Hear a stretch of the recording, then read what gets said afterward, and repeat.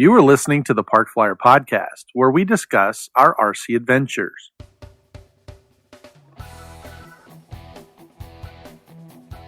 Welcome to the Park Flyer Podcast, where we discuss the ups and downs of the new RC Flyer.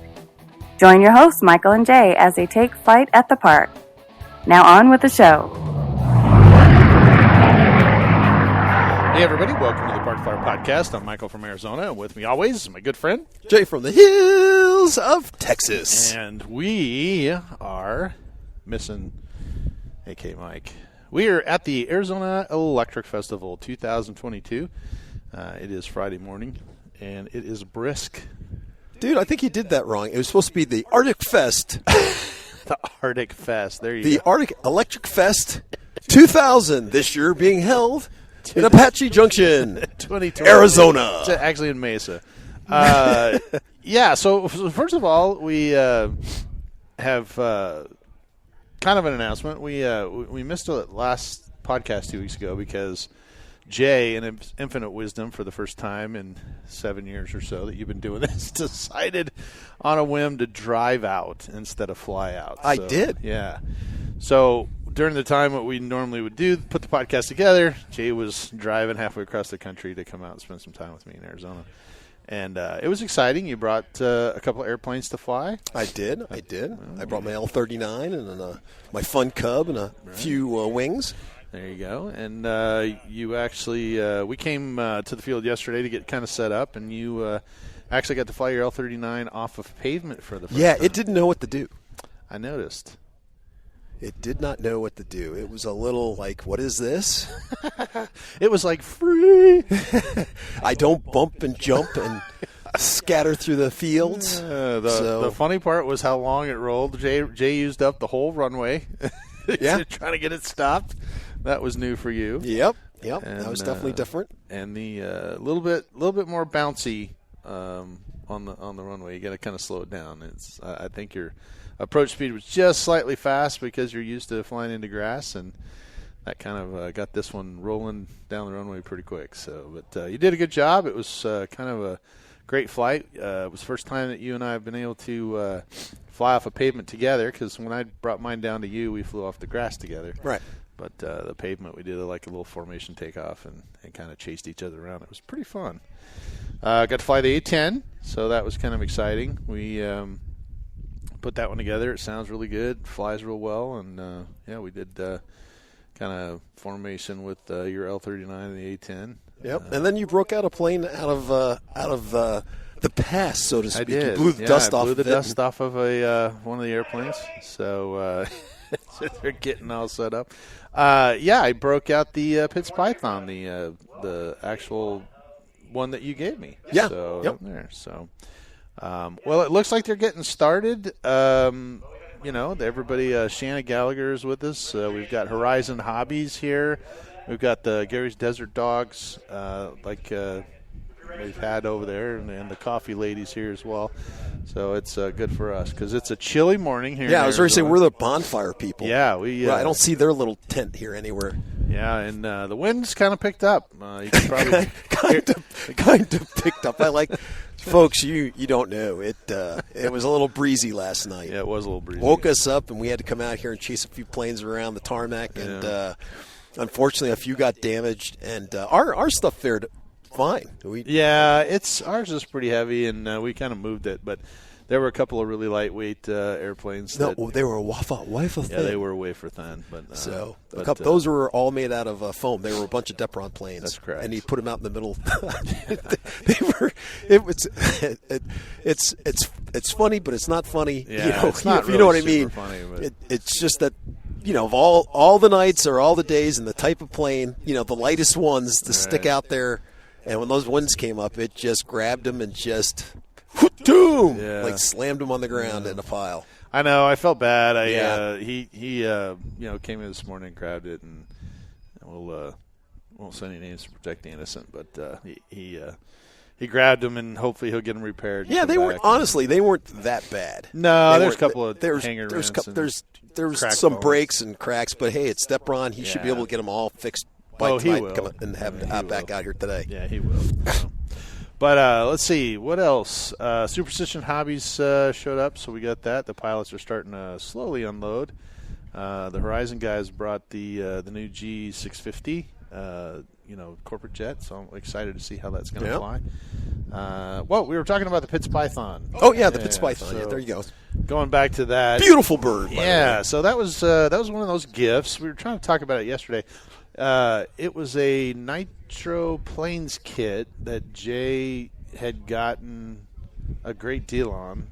And there was something that happened between us that you decided, hey, I really need to get this guy a Christmas gift.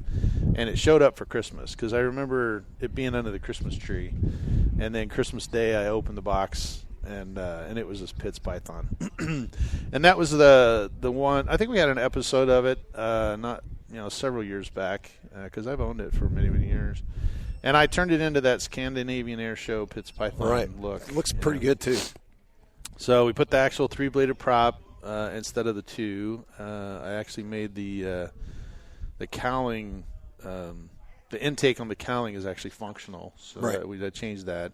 Put all the stickers. Air Show stickers and everything on. Oh, that's right. We talked about Cali when you. Yes, that's correct. That's right. We had the episode we were talking about going to Cali to get to get all your stickers and. Yeah, I'd sent a message to her, and she kind of gave her what I was looking for because the actual airplane flies an air show, or it did at some point, and so I wanted it to to kind of look exactly like that. And it was painted yellow and black. But it hasn't flown in years. I had to kind of dust it off. The now that we're in the new shop, we were able to unbox a couple of things, and this one had kind of sat on the shelf for a little bit. We were a little nervous flying it because it is a beautiful airplane, and I didn't want anything to happen to it. And the wind was just right yesterday at about sunset, and we kind of. We were the only ones out here too, so that was nice. That was. Somehow everybody kind of ran home for dinner or whatever, and Jay and I were the only ones standing on the field. I was like, well, heck, let's go fly. They left us in charge. Wow. Woohoo. But it flew okay. It's I think. Well, yeah, it had that typical. You haven't flown it in a while, and it had a few rattles and creaks and sounds. Yeah. Where you're like, is that a good sound? Is that a normal sound? Right. Do I remember what it sounded like before? I don't. So we had had one flight, brought it down. Mike and I were both looking at the plane, going, "Is it leaning to the left?" Is that just the way the sun's gleaming off of the finish? Yeah. No, it's leaning. Something's up. Something wasn't right. So the gear had to be tightened up. Yeah, one of the right landing, I guess it's the right landing gear. The right landing gear, the bolts had kind of rattled loose. Yeah. And so the gear was all tilted to one side. When I landed it, it kind of just finally, caught up to itself with those things. And so I brought it back to the bench and realized that a couple of the wing bolts and they were loose. So that goes down to the safety thing, right? Is that you should always pre-flight, which I thought I pre-flighted everything, but the one thing that I can admit that I didn't do is, landing gear is one of those things. I always, landing gear bolts I always put blue Loctite on. Right. Well, and this thing's been sitting up, like I said, sitting in the shelf. It's been moved. Yeah, it's been in the storage for a year, getting moved several times around. Yeah. So, it's just one of those things. Just things just get kind of loose. That's you true. think, it was fine when you put it in there, right. But after 3 moves, exactly. Things get a little loose. Well, so we tightened all those back up. We went and flew it again, and flew really, really well. I think this airplane's designed, that's one of the other things I didn't do is write down on the inside of the airplane what batteries it uses. But I have, for my jets, I have a bunch of 5,000 milliamp 6 cells, and so I threw one of those in there because I knew it was a 6-cell battery. But I think it's probably meant to fly more 3,300, I think is what it was designed for. That would have made it a little lighter because I did notice when I was flying it that it was a little slightly nose heavy. It does have, a gyro in it because most of my airplanes fly with, gyros. But it flew really nice. It landed really nice. It had a good sound. It looked great in the air. That's the big thing. It just looked good. But it's kind of funny that I've flown. So to be honest, I've been flying I was telling him that I haven't flown this airplane in a few years. Right. And some of the other airplanes I haven't flown. Like my L-39 I haven't flown in a couple of months. But instead, I've been flying turbines. And so when I went out there, Jay was like, "Hey, I got to warm up on the Zaggy before I go fly. Just get my fingers warm." And on the Tough Wing. On the Tough Wing, sorry. So he went to go fly on the Tough Wing, and then he got the jet out. Well, I just jumped right on the jet, went out there, and I said, "Holy smokes, this thing is so slow." Because I'm used to flying these turbines, that are 199.99 miles an hour. That are a lot faster, and the L-39 turbine that I fly is considerably faster. Everything kind of happens a little bit quicker. So when I went and flew this Pitts Python, I threw the low rates in there, and the low rates weren't doing much for a 3D airplane. I was like, why is this airplane not doing anything? It's just flying straight. Yeah, and I realized that the low rates are more of a jet setting than a 3D setting. So I finally found the switch and flipped it over and got it to actually do some stuff. So, but it looks good. I really enjoyed flying all the airplanes we brought out. We actually went and flew a couple of night flights. I flew the cracked yak and was flying out there. The wind started to pick up a little bit. My eyes got blurry, and I got a shiver. And yeah, the shiver got you. And I was like, "Oh, it's cold," because I was wearing shorts and a t-shirt. It was crazy, folks. The temperature just dropped when that wind picked up, and I shivered a little bit. My hand slipped off the little stick, and unfortunately that airplane's a little twitchy, so in the wind it just bit the ground because I was flying pretty low to the ground.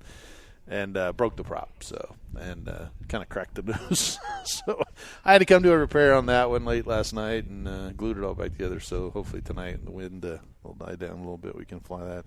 And then you worked on your Cub, the Amazing Fun Cub. This airplane has been with us for many years, and has been through pretty much everything, right? Snow, water. Yep. Arizona desert now. It's been in Alaska, Texas. It actually has towed a glider. Yep. We did I think there was an episode on when we what was that glider that we had? The Gentle Lady. Gentle Lady, yeah. We actually that was an experiment. We didn't know it would work or not, and we're hoping not to crash two airplanes. That's true. But it seemed to work, and so yeah, this airplane's been with you quite a while. It's got lights. Mm-hmm. That's why I brought it, so I could fly at night. Yeah, night flight. So night flight.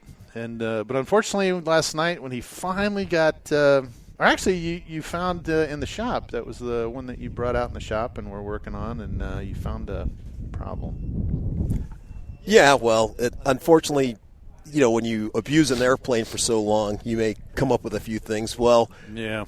I just noticed the last couple of times I flew it that I was getting a weird noise or a vibration, and it turned out that the shaft was bent ever so slightly. And so, when you started to get on the RPMs, it would just start making a little funny rattle. And so I looked through Mike's junk box and found a motor that would be comparable. Wait, that was in my junk box? Yeah. He found a hacker motor in my jump box. That's crazy. Yeah, it is.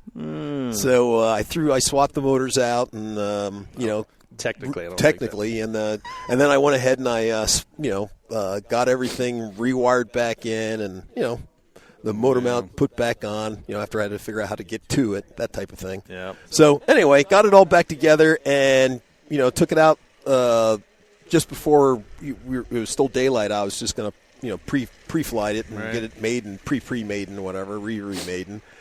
And unfortunately, I went to taxi it, and I barely went a foot, and the plane came to an abrupt stop. Mm-hmm. And what was happening was that there was so much tow out in the landing gear that when it drove the this kind of has a wires, wire. What do we call that? Not a wire brace or a wire it's landing just gear. Wire landing gear. Yeah.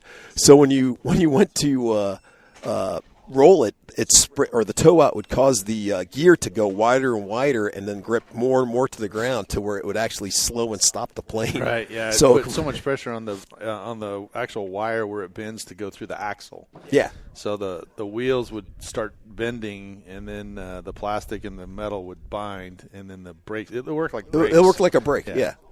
but you only went a foot. Right. So it wasn't good for slowing down. Yeah. So it would have been an exciting landing. Once like carrier landing. That's it. It would have been the world's shortest stall landing. You touch down right to the nose. Because Mike's like, well, if the gear's not working right, just chuck it. And I'm like, yeah, no.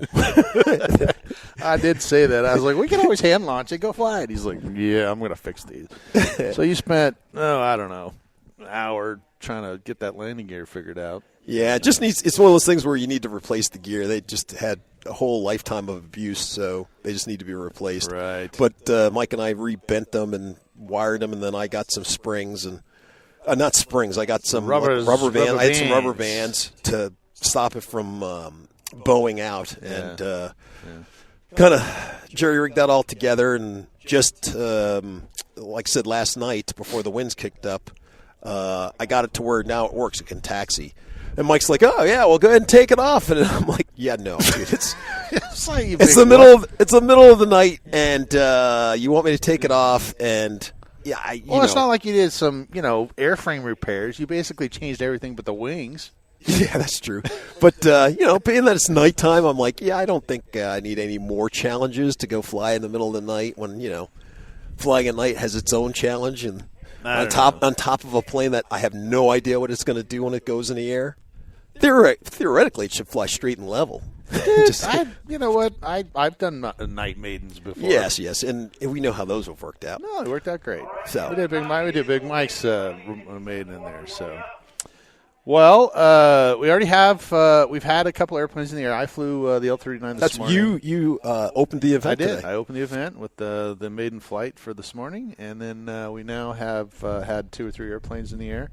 We were just waiting for everybody to get kind of settled in and for a pilot meeting to start. So it is pretty early in the morning, and I'm excited about the Horizon Hobbies guys. They brought out the OV-10 to go fly. Yep, that should be fun. Their new airplane. I've actually seen it fly. A friend of mine, Tony Quist, he's part of their group, and he had one out at our field, and he maidened it, and it's amazing. It's a big airplane, really big. It flies really slow. It looks really good in the air, and if you have a van, I suggest you get one. If you have anything less than that, when you buy the plane, you get a car. You get a car. You get a car. Yeah, if you have a trailer, you should probably get one too. But if you're just driving around in your Prius, you probably this is not a not a plane. You're not going to throw it in the back seat and just go with it. Yeah, no, it's pretty big. So I'm excited though to see it. They had 2 of them at the Winter Warbirds and flew formation with them, and they looked really, really good. I think there's a video of it online somewhere. Other than that, it looks like we've got some twin otters out there. We've got a couple of a Tucana. That's it looks like a mini version of Big Blue, from the Big Mike days. So I think that belongs to Matt Ventura. So we'll see how that flies. And I haven't really walked the flight line to see what else we got. Well, there's not much out there, buddy. Yeah, people are putting airplanes together. People are just getting out and they're huddling and they're lighting small fires. So yeah, the donuts are still here, so we might take a break and go get some of those. But we're excited this year to get started. We do have to kind of excuse AK Mike. He was at the airport in Dallas and was actually getting on the airplane to come out. We were kind of making arrangements to go pick him up when he arrived, and unfortunately, I don't know what it is. You got out just in time, but last time you showed up, there was a snowpocalypse in Texas, and now this year I think there is another one. So no, it's the ice apocalypse. Ice apocalypse. That's right. The ice capades. No snow, dusting of snow, but serious ice. Icing. And so a lot of the airlines cancel their flights. And so, unfortunately, the next flight in is after the event is over. Yep. So we lost Mike. Well, the funny part is Mike's luggage may show up. Yeah, we might have his airplanes to fly if it does show up. So we'll see. Yeah, that was kind of weird. He called me and asked me that, but they were saying that they were going to still take his luggage to Arizona. He's like, well, I don't need my luggage there on Sunday. The event's over. So and I'm here right now, and I'm canceling my flight, right, so I'm going home. That's funny. Well, you have to pick it up after it goes to Arizona. Well, folks, you can't see us right now, but we're going to tell you that there's a little Pitts flying. It's one of the E-Flight pits, and He's just coming in for a landing with a really stiff wind and almost going to do it, and he does it. That is excellent. For being a really small airplane with that stiff wind, he did a really good job bringing it in. So that's pretty exciting. But anyway, back to Mike. He, he was pretty sad that he was looking forward to coming, I think. And what was the reason you said? Because he brought the tail to. Oh, that's right. He actually brought the tail to the night walrus. Yeah, for the night walrus, we were going to go fly that because I brought mine, and he's brought his last 2 years and forgot the tail section. So I actually brought the tail section for him this year, and he's like, "Nope, no need. I brought it," and then his flight got canceled. Yep. So Jay blamed it on the tail. Said next time he has to leave it because the last 2 times he was able to make it. But that's kind of funny. So. Well, how about we go grab a hot drink to warm us up and see if we can round up. And huddle for warmth. Yeah. See if we can round up. I might have to use some of my Alaskan survival skills trying to kick in. I was wearing shorts yesterday. Everyone's calling me the insane, walrus. Folks. He's like, "You're the walrus, man." I'm like, "What?" I had flip-flops and shorts and like a light jacket on, and he's over here all bundled up like he's in Arizona. I mean, like he's in Alaska. So because I have good sense, folks. Well, there you go. Well, let's see if we can go round up Mr. Gallagher and see if we can grab him to start off the event before the pilot meeting, and we'll grab something warm to drink, and we'll be right back.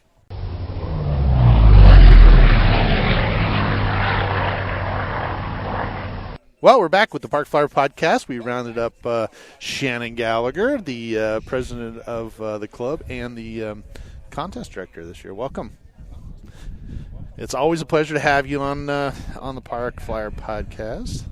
And it is such a thrill for me. You have no idea.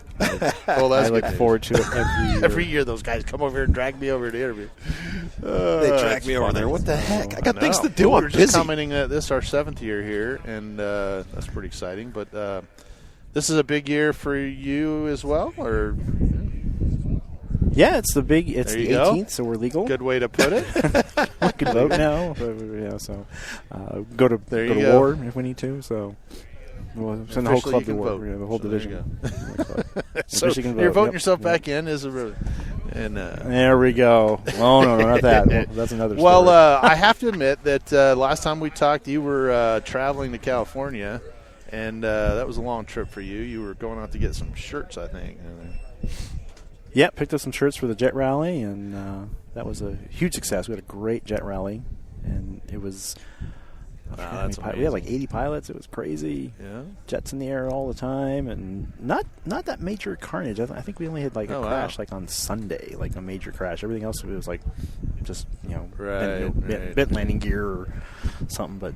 Sunday, it was like there was just some bad movement. Whoa, that was a crash. He got a Cessna 150 out flying, and he's doing a good job, I have to admit. But it's a little dicey with the wind out there. So the wind is supposed to die down later on today, I think, right? Or just not at the second, apparently. Not at the second. You know, this is the one thing that. I have no control over. Yeah. I'm glad it's not raining. You know, that's a huge thing. That always really puts a dampener on the event. But the wind's a little rough. We had one of our vendors, his tent kind of crumbled, and we had one of our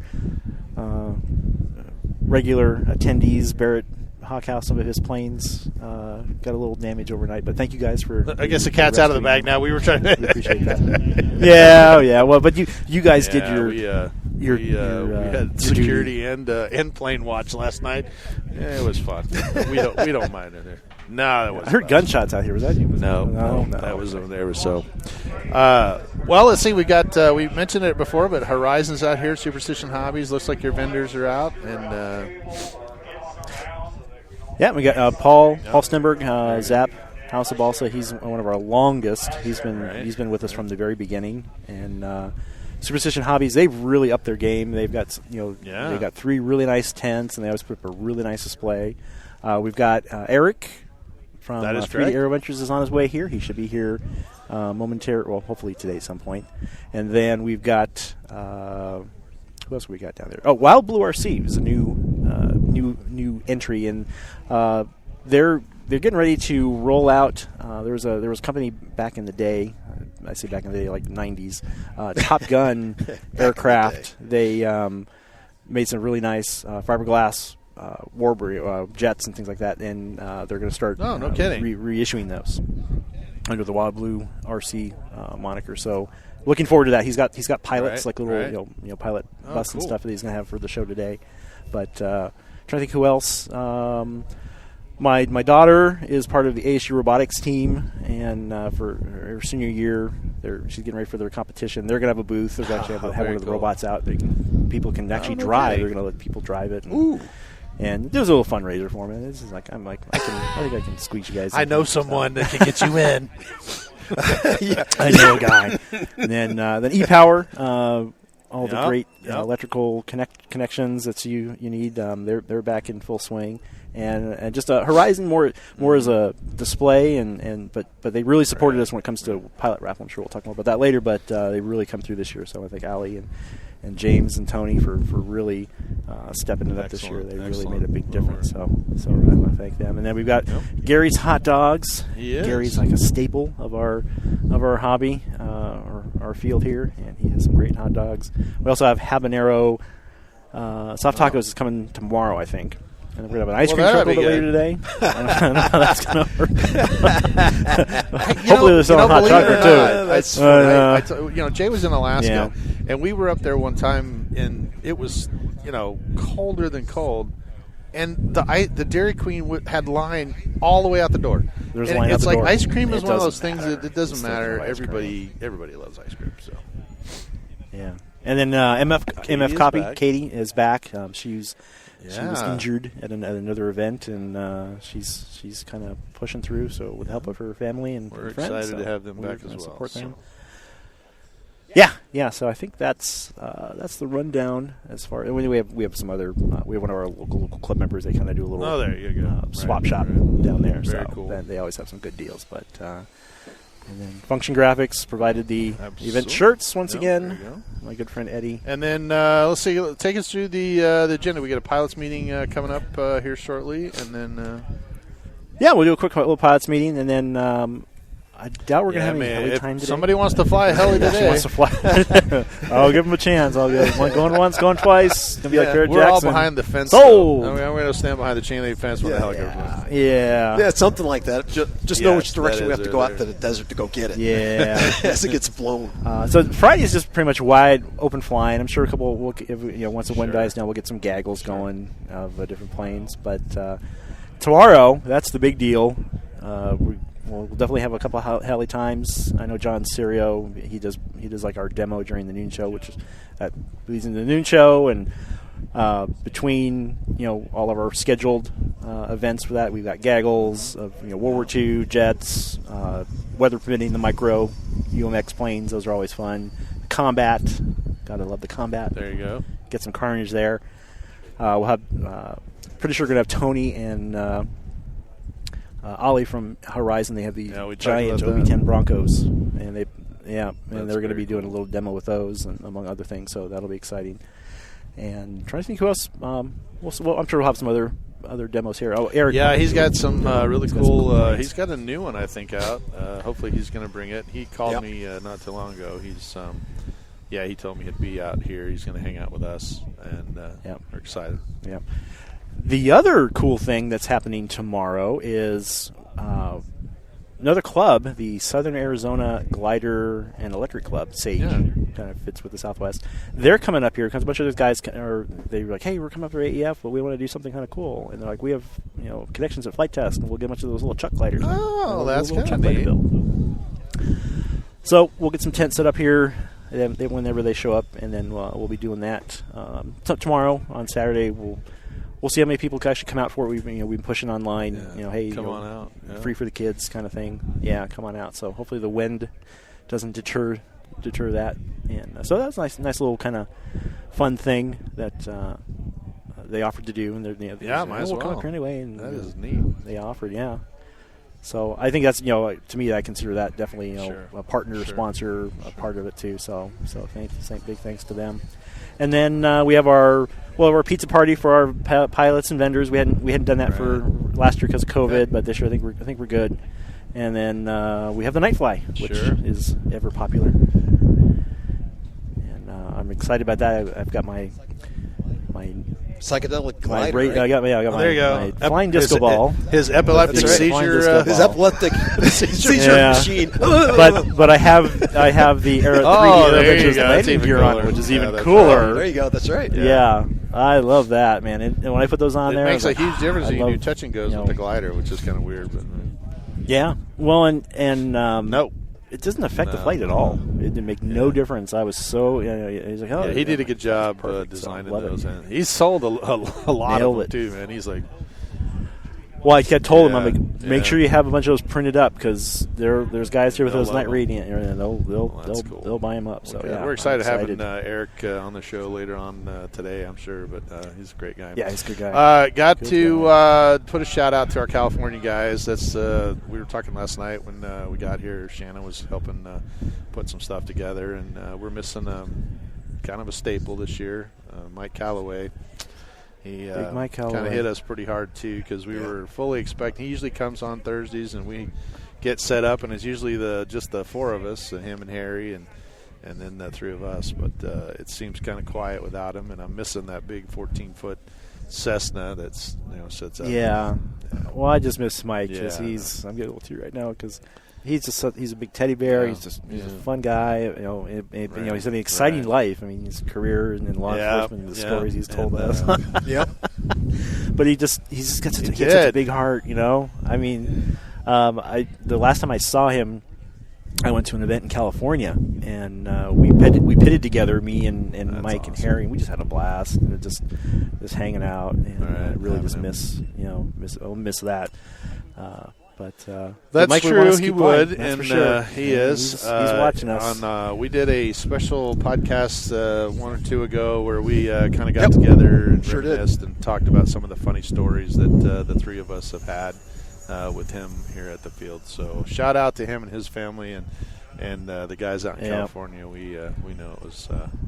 But we're going to press on and have a good time in his memory. Yeah. And we're looking forward to all the Are there any new airplanes? I saw that mentioned earlier that Horizon Hobby had brought the G650, but and the new OV10s. But was there anything from any other vendors that we know of?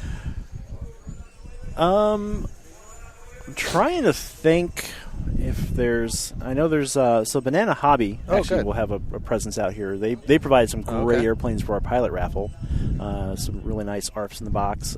Their entry in the corporate jet also. A couple of the pilots have those. There's two that are very similar. One actually one's Motion. One's Banana Hobby. Yeah, it was the little F-14, the kind of mini F-14. They'll be flying that. It's got the swing wing and everything on it. It's kind of cool. Just a little one, but it's fun. They're flying the heck out of that. And then I'm trying to think what else as far as new airplanes. I think just with with COVID, things just supply chain slow down. A lot of the new stuff just hasn't been kind of coming out.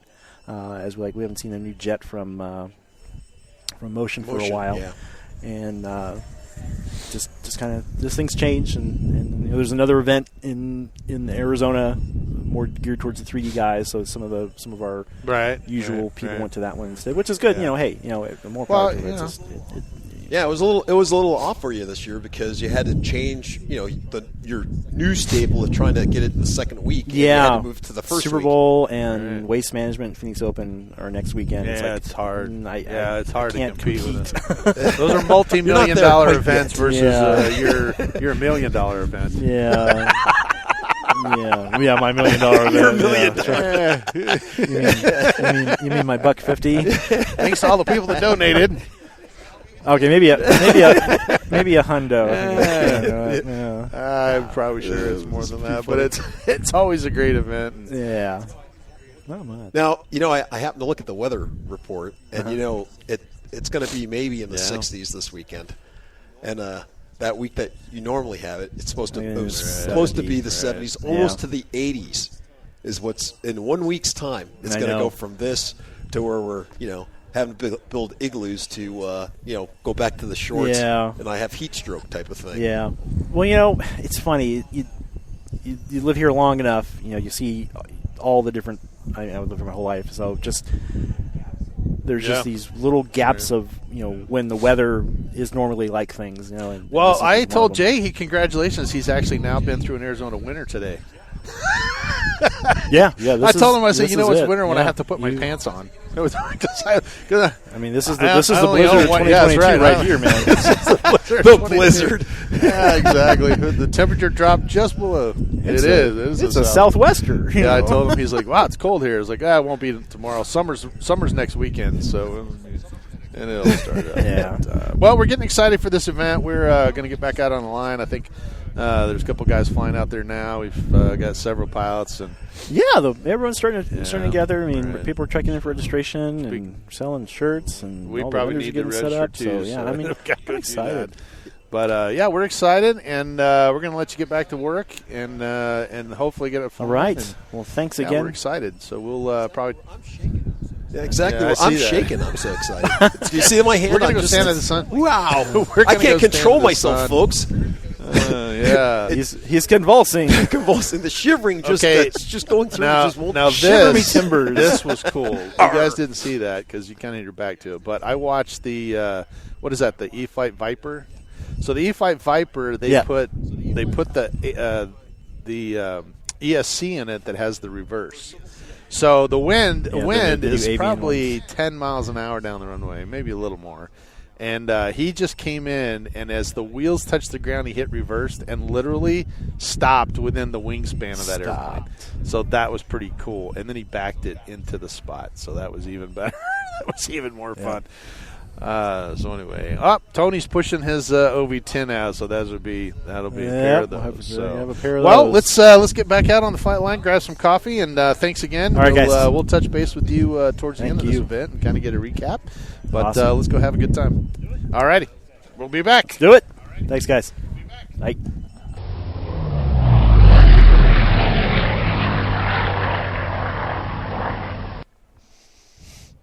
We're back. Hey, everybody. Welcome back to the Park Flyer Podcast. There's been a break in the weather, and we actually got to come out and take our parkas off and actually get a chance to enjoy what's supposed to be the finest of Arizona. It was nice and sunny out the whole time. It was just in a deep freeze, and my fingers thawed out, and I'm sitting here next to Ali, and we were watching them fly these wonderful aircraft. I mean, I'm just amazed at the new stuff coming out.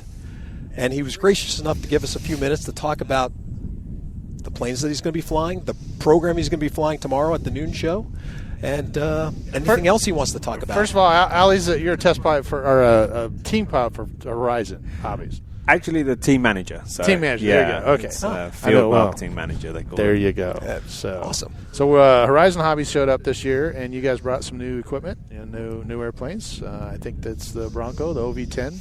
That just came out. You guys have a pair of those, and tell us a little bit about it. Yeah, so it's my first year at Arizona Electric Festival. My first year as team manager. I've been at Horizon now for 6 years. Originally as a product developer, so primarily on the Hangar 9 department. I did an E-Flight aeroplane, which was the Cirrus, and I help out the E-Flight team quite a bit.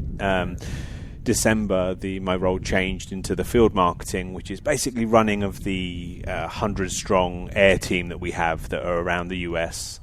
With that, submitted my list of events that I wanted to attend in 2022, and last year I did for the first time the Winter Warbirds at Tony's Field. Yep, Tony's Field. Yep. And I straight away penned that in. I really wanted to do it. And then somebody at work said, have you ever checked out the Arizona Electric Festival? And I'm like, no. And started looking at it. I was like, it's a decent-sized event. It's a shame it doesn't tie in with, sure enough, it's the following week. So, I managed to stay the week in Arizona and turn up here, and with that in mind, packed accordingly. So we have a bunch of new airplanes. The OV10 is relatively new. It's been out for about a year now, but we have the 90mm Viper, we have the Hangar 9 Pitts, we have the Viper SS, we have the new Hangar 9, E-Flight F14, the much anticipated F14 UMX.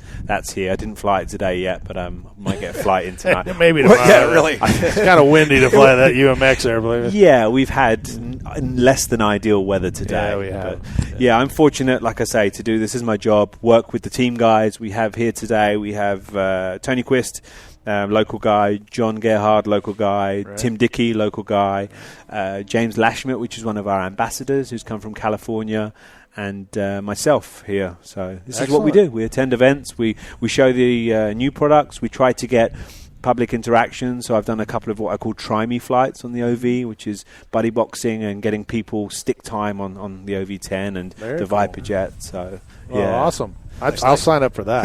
Please do, yeah, by all means. I'd love to. The more the merrier. We did 10 different people at Winter Warbirds last weekend, so if I can beat 10 for Arizona Electric Festival, I'll be happy. All right, well, you can count me down for 2 or 3 of those. There you go. I like that.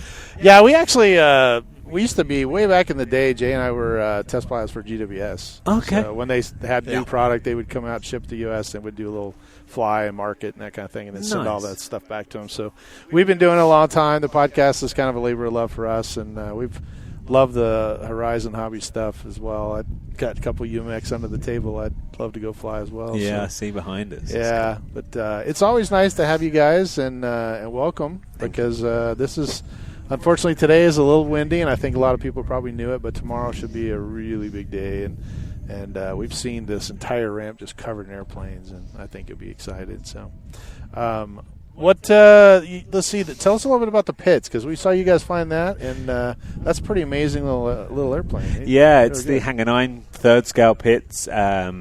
Like I said, I was a product developer for Hangar 9. That actually wasn't my product. It was my work colleague, Gary Wright, who anyone who's been in electric will know that name, right. the founder of the E3D. He's a close colleague of mine. And, yeah, he developed the Pitts primarily for gas, 60cc gas. Nice. But with all of the stuff that we do in particularly Hangar 9, we want to have it as multifaceted so it can take different power plants. Sure.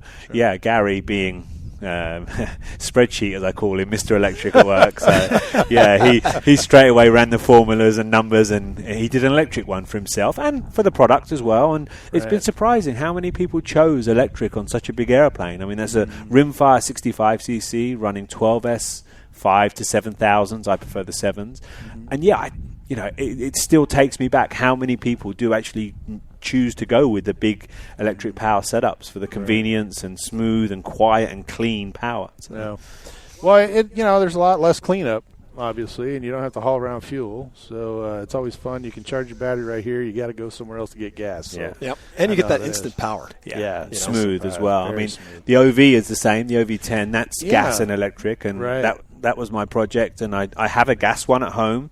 It's probably flown twice in the last 2 years, compared to the electric one, which is well over 500 flights. I mean, it's so convenient, it's so easy, especially doing this try-me stuff. Just put 4 packs in, which is a lot, I know, but it's still rather charge and maintain 4 packs than 2 gas engines, starting them, cleaning them. And I'm a die-hard old-school modeler. I've done it all my life, so it's 40 plus years. So I come from an internal combustion background. But my goodness, the OV on electric is just a joy. So imagine if, like you said, if you had the gas ones today, and it was, not that it was freezing cold, but it was cold. It was freezing cold. Well, I'm formerly from Alaska, so I have a different scale of reference. But it was a little different. But what I'm saying is, a gas engine on a cold day like today, you guys, one would have started, and the other one would have plup, plup, plup, plup, plup. You would have been, cursing it out. You get the other one started, and then the other one, got cold, and you wouldn't have that ease of just it was not change much packs fun. And go. Yeah. So And on a cool day like today, the batteries stay cooler too, so you probably get a little bit longer out of them. They don't heat up as much. So, but now, did this product originate, the OV10? Did it originate from Hangar 9? Because I know that there are some if you search OV10 online, you can see that there's a Hanger 9. Looks very similar to this one. Was this a new product? Yeah. Oh, okay. Yeah, the inspiration came for me selfishly. I was already settled in the Hanger 9 role for about 3 or 4 years, and it was just at that stage where I wouldn't say they were giving me free rein, but they were saying, right, because I spend a lot of time out in the field, and my bosses, which are, when I say they, it's my bosses, it's a whole team at Horizon, said, right, what do you think we need? And I pitched to them that we were missing a segment, which was the twin segment, and I wouldn't say they gave me total free hand, but they were like, okay, what do you suggest? And I broke it down to 2 possible candidates, which was a Shrike Commander or the OV10. And I did the whole tick box thing, and the OV won, basically. It's just like a really ideally suited platform for model use, between its long straight wing, thick section, decent tail moment arm, trailing link, tall undercarriage, boxy fuselage, so it was like I was running out of reasons not to. And there had been a couple of OV10s on the market, and at the time a company in Germany, Pischler, had an 1800mm one, which I was looking at as an ARF, and I didn't obviously want to go and compete with that. And I looked at the segment and went, hold on, the upper end is not serviced. So that's where the size came from. I originally built it around 2 20cc gas engines, and it soon became apparent that for our customers' expectations, it would have to go to 30cc. And the development rolled on from there, and there was a slight interesting story halfway through development where it was supposed to be 90-inch wingspan, but a conversation between our vendor and myself led to them committing themselves to build a bigger airplane for no more money. And I was like, that's how I think, score. And I said, right, send it. Let's make it 108-inch. And I went back to one of our executive meetings with it assembled, and I hadn't adjusted the paperwork. It still said 90-inch. And my boss, who's a long-time RCist, was looking at the paperwork, and he's looking at me, and he's looking at the airplane, and I know what's coming. I'm like, oh no. And he's like, the meeting went through, it got approved, it got green lighted, and he came to me at the end of it. He says, is that 90-inch? And I was like, before you kill me, no, it's not, but it's not costing us any more money. So that's how it ended up as such a big beast of an airplane. Well, I think if it was any smaller, it would lose its charm. I mean, I just love the size. It's just that the presence of it. The low and slow over here was just phenomenal. I mean, it just slows down. You could almost walk faster than that thing was flying. Yeah, stall speed's about, on the daylight today, it's about 16 miles an hour. So that's crazy. It's 44 pounds. I can't remember the wing area numbers. That's a Gary Wright one. But I know the span, and it flies crazy light. And I was pretty amazed at its inverted capabilities too. I mean, that was crazy. I was looking at your flights, going, "Wow, that thing should not be doing that." I'd love to say that years of experience built into some amazing design ability factored that in, but it was a total accident. It's not even got a fully symmetrical wing. So when I was doing the testing, I started doing the inverted stuff. I was like, it flies better than I thought. And then I started with the high alpha inverted. Just as part of our testing, we try and put the aircraft through the most unthought of, uncomfortable situations we can, just to see. We want to make sure, that it's not going to depart and blank the fin and end up, flat spinning into the ground. So customers don't find that out. And I got higher and higher in the angle of attack inverted, and lower in height and in confidence.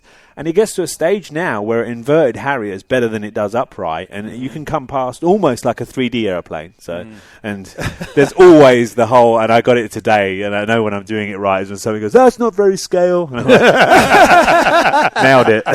Yeah, that's exactly right. That's funny because I said that while we were standing here. I was like, I don't even think the real one does that.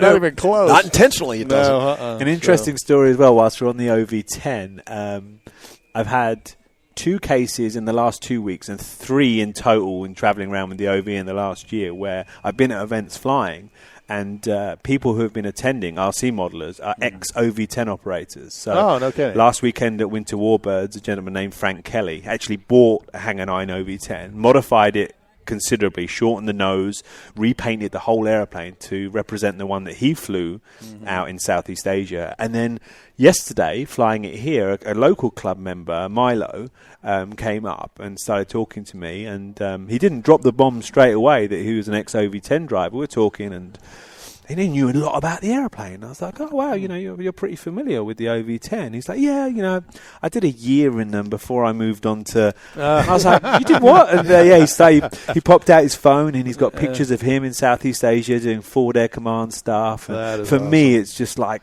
a massive rush to meet people who have done, I thought my job was cool. These guys are like 10 notches above my job. But to do that in an airplane like that. So one of my goals tomorrow is actually to get Milo flying that model. So, that would be excellent.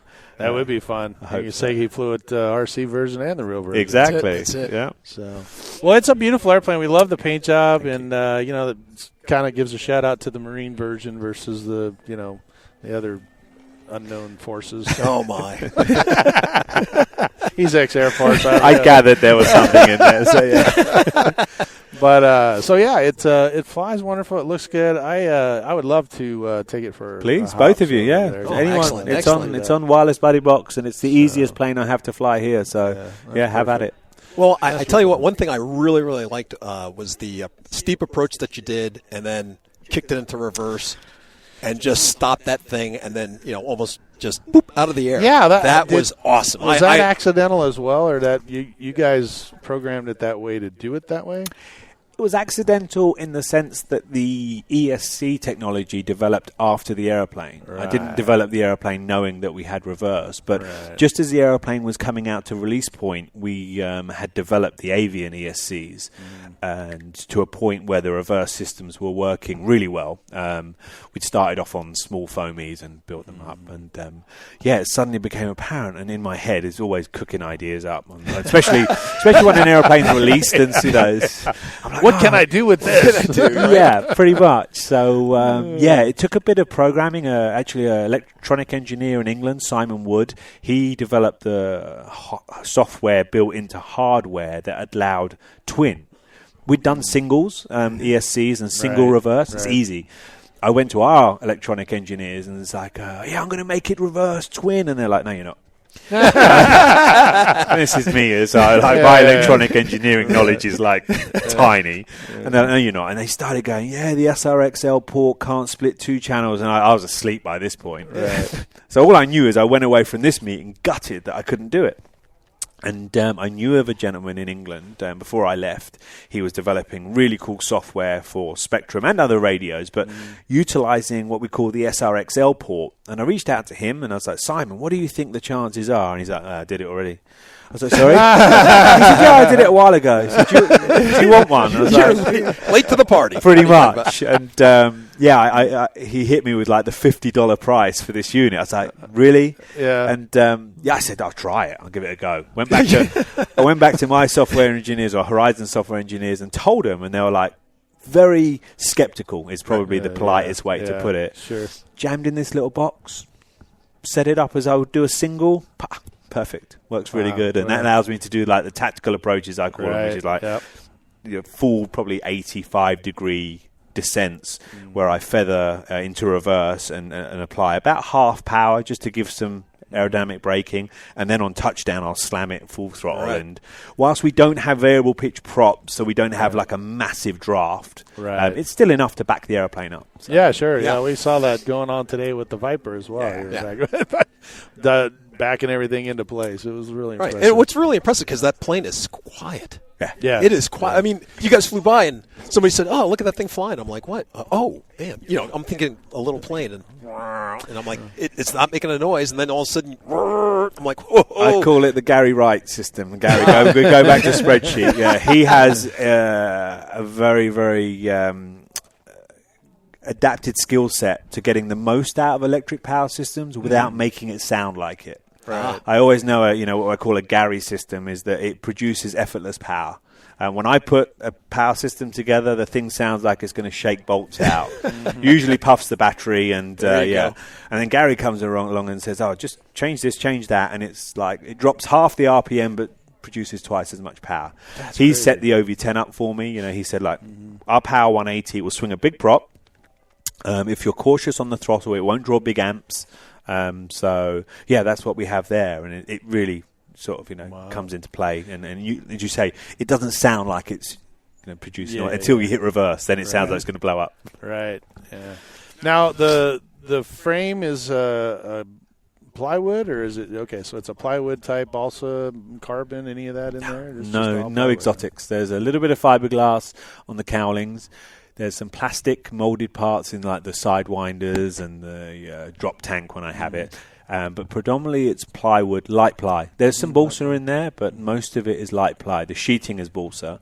Structurally, it's a light ply variant with lots of holes cut in it. Wow, to make it even lighter. And then it's covered in a vinyl, a heat-treated, textured vinyl, which is laser printed. So all of the panel lines, rivets, all the scale details are actually baked into the finish. A lot of people ask, how did you do the weathering? I was like, comes like that in a sheet. Like that. When I joined Hangar 9, one of my mission statements was I didn't want to produce another warbird in Ultracoat. For me, it's like sacrilege. It's like shiny warbirds, an oxymoron sort of thing.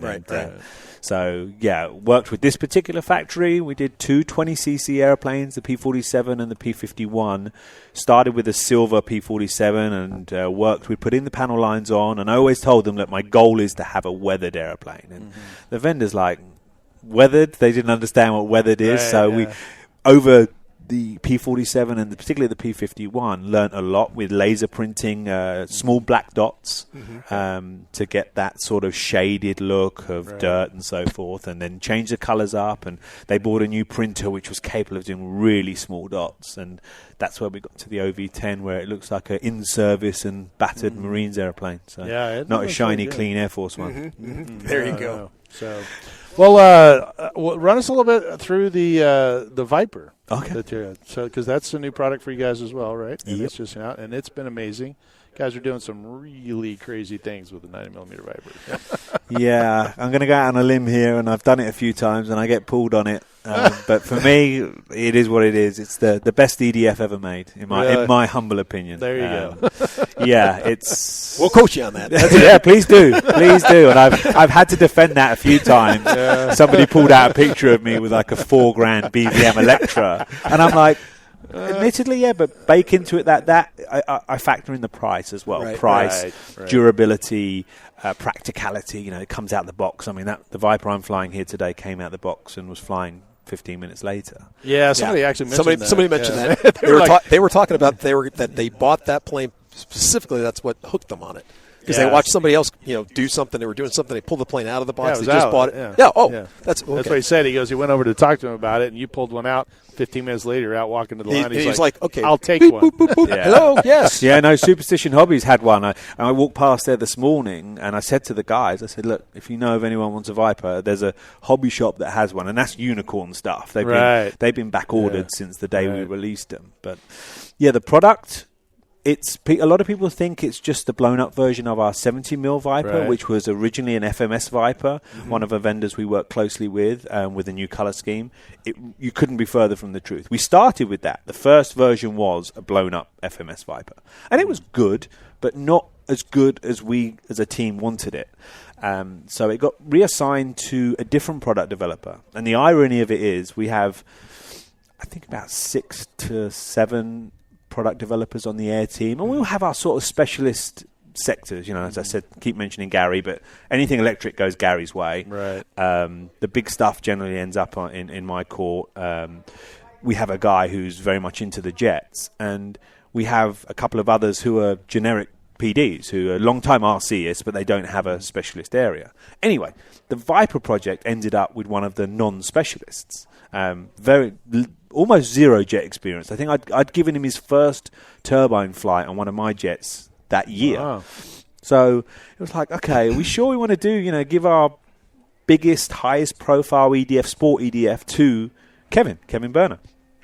And it went to him.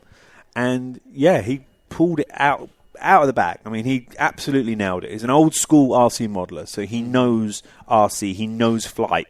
And he went and redid the whole airplane. Redid the wing section, redid the control surfaces, redid the rigging angles, and got rid of the cheater holes that the original had, which we're all looking at going, oh, it's brave. Yeah. You know, it goes to show that a true modeler, you know, a true guy that's aero orientated, what they can do. And the Viper has been that for me. It's like so many boxes ticked. Speed, you know, we're talking about 120, 130 mile an hour out the box, 172 miles an hour clocked on GPS in destruction testing when I was doing, death dive in a headwind, which for lump of foam, that's pretty impressive. That is impressive. Big control surfaces, so it'll do all the crazy negative snaps. It will do that inverted Harrier like the OV will do, and then it slows down with the big underhinged flaps that sort of extend to give more wing area. It will slow down to, I wouldn't say a walking pace, but for big EDF standards. Right. No, that was pretty impressive. As a matter of fact, I mentioned to Jay that I said, look how slow that one is, because normally the Vipers are incredibly fast. You slow them down, they start getting snap over. But that one, I couldn't believe it. It was really, you just did some slow rollers around. I was like, wow, that's pretty impressive to be such a big. Yeah, you know. Especially when they're growing around cactus out there. Yeah, there's a cactus out there. Sure, you're a pilot on it, so I tend to notice those things. Yeah, but Kevin did a great job on that, on the aero, and the whole power system. It all came together on that aeroplane, and that's why I throw that pretty bold statement out there, and I'll stand by it. And there'll always be one of those in my hangar. Right. I've actually just converted one to a turbine. Which, really? Yeah, I'm looking forward to flying when I can see the ground again in Illinois. Yeah. Should have been converted to turbine with skis. But, it's one of those planes that I could New project. That's right. We did actually last year as the video channel that I run, which is On the Fly, we did the 70mm version of that. Oh, all right. But on floats. On floats. Yeah, so that was great off snow. That's perfect. But yeah, it's been really good. I mean, we're just catching up to back orders now. Yesterday I was told that March will be the first delivery we have of those, where back orders will be cleared and they'll finally be hitting store shelves. So wow, that's impressive. Yeah. Well, I have to say that I've always enjoyed. I have several Hangar 9 airplanes in my stable. Thank you. I have the 93-inch Hangar 9 Cub that came out many, many years ago. That thing has been so much fun to fly. I put big Tundra tires on it. I fly it all over the place. Awesome. So it's always been, a fabulous product. You guys have done a great job. We're excited to hear that you're, kind of heading the team and looking forward to new products that are coming out. So always. Obviously this one's for this year, but and I know you probably can't divulge anything, but there's new stuff coming on the horizon. You think you got some ideas in your head that may come our way eventually? We have about 25 airplanes on the QuickBase, which is our computer system list right now, being worked on at any one moment. And that's constantly evolving, revolving. So, when one releases, we'll put another one on. So, our PDs are very, very active, especially on the E-Flight segment. That's our biggest segment in terms of volume of sales and projects. So, we have some cool stuff. I'd love to be able to tell you about all of it, but we totally we understand. We've done this for many, almost 8 years now, almost, and so that we've interviewed a lot of guys that you're kind of like, come on, tell us. We know they can't. I appreciate that. Thank you. But it's just one of those things for us. It's after COVID, everybody's chomping at the bit. What's going on? I haven't touched the foam. And it's true. Even most of the vendors out there just haven't. We've either lost them, or they just haven't developed anything new because of the factories have been shut down or what have you. So I think it's just a matter of, everybody's kind of going, okay, well, now that we're getting out of this, or, starting to see the light at the end of the tunnel. What's that's why I had such a big smile on my face. I went, ooh, something new. Something new. Salivating a little bit. Yeah, we do. We have 2 new releases this month already that I know about, and I'm pretty lax on keeping up with our new releases.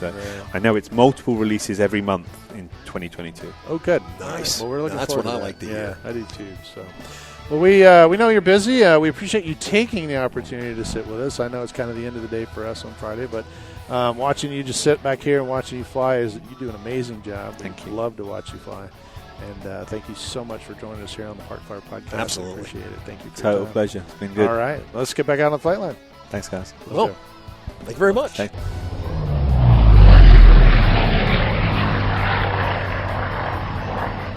Well, back to the Park Flyer Podcast. Welcome, everybody. We're just finishing up Friday. It's been a good day. It's windy as all get out today. Yeah. Hey, Mike. Can you move a little closer? Because I'm a little cold. So just get a little closer to me. I don't mind that we get. You're a good friend of mine. So that's That's chilly. Perfect. Okay. It's a little chilly. You feeling better there, whew, folks? It is a little chilly, and everybody's kind of calling it a night, I think, early. So a couple of last airplanes in the air, and once they get down, I think the sun going down is a little chilly. But we got a sunlight flight on the L39 and the A10, so that all worked. Yeah, that was pretty nice. And we actually got to fly the Python as well, so that worked out. And, for the most part, yeah. Looks like we still got a few tweaks on it, but well, looking forward to tomorrow. Yeah, see what's going on. Yeah. So. But, all right, folks. Well, from the Electric Festival here in Arizona, this is Michael. And this is Jay. Jay. All right, we'll see you tomorrow. You have been listening to the Park Flyer Podcast. Thank you for joining us, and we look forward to your next visit. Please give our show a star rating and review, and feel free to email us your questions, topics, or suggestions to parkflyerpodcast@gmail.com.